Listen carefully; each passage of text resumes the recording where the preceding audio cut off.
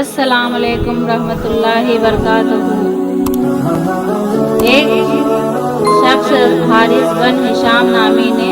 حضرت صلی اللہ علیہ وسلم سے سوال کیا تھا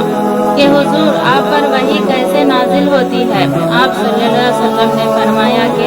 وحی نازل ہوتے وقت کبھی مجھ کو گھنٹی کی سی آواز محسوس ہوتی ہے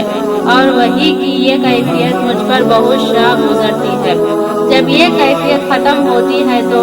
میرے دل و دماغ پر اس فرشتے کے ذریعے نازل شدہ وحی محفوظ ہو جاتی ہے،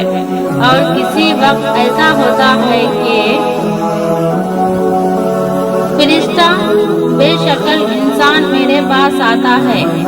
اور مجھ سے کلام کرتا ہے، بس میں اس کا کہا ہوا یاد رکھ لیتا ہوں۔ حضرت عائشہ رضی اللہ عنہا کا بیان ہے کہ میں نے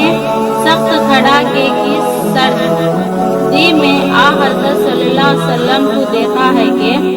آپ صلی اللہ علیہ وسلم پر وحی نازل ہوئی، اور جب اس کا سلسلہ موقوف ہوا تو آپ صلی اللہ علیہ وسلم کی پیشانی پسینے سے شرابور تھی۔